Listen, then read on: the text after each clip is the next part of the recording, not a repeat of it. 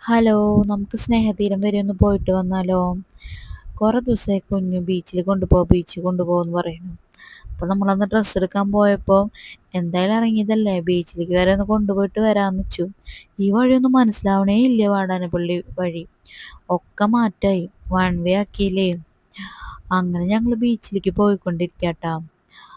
ഒരാൾ കണ്ടില്ലേ, കയ്യും വായിലിട്ടിട്ട് ഇരിക്കുക. അങ്ങനെ ബീച്ചിൽ പോയപ്പോഴോ, ബീച്ചിലേക്കാണെങ്കിൽ കടത്തി വിടുന്നില്ല, കടൽക്ഷോഭം കൂടുതലാന്ന് പറഞ്ഞിട്ട്.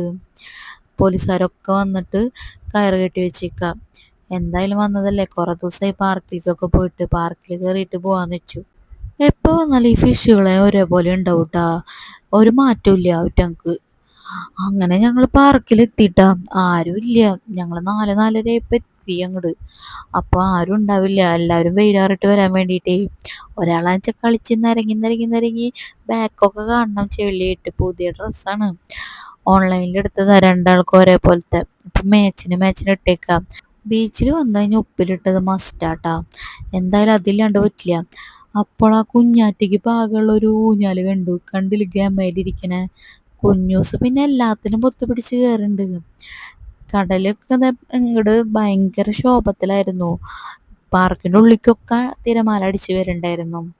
അതുകൊണ്ടാണ് ആരും ഇറക്കാത്തത്. ബീച്ചിലേക്ക് വന്നു കഴിഞ്ഞാൽ കാല് നനയ്ക്കാണ്ട് പോയൊരു സുഖം ഉണ്ടാവില്ല. പക്ഷെ എന്താ ചെയ്യുക, സാഹചര്യം അങ്ങനെ പോയി. വന്നത് ഞങ്ങൾ ഇങ്ങനത്തെ ദിവസമായി പോയി, ഇവിടെ ഒന്നും വെള്ളമില്ല. അങ്ങനെ ഞങ്ങൾ തിരിച്ചു പോവായിരുന്നു. തിരിച്ചു പോകുമ്പോഴാ, ഓഹോ, ബീച്ചിൻ്റെ ഒരു പൊടി പോലും ഇല്ല. അവിടെയൊക്കെ കെട്ടി വെച്ചേക്കുക. അവിടുത്തെ കച്ചവടക്കാരുടെ ഒക്കെ കച്ചവടം മുട്ടിപ്പോയി. അവിടെ നല്ല തിരക്കുള്ള സ്ഥലമായിരുന്നു. അപ്പം അത്രയ്ക്കുള്ളൂ. ഇനി വേറൊരു ദിവസം കാണാം.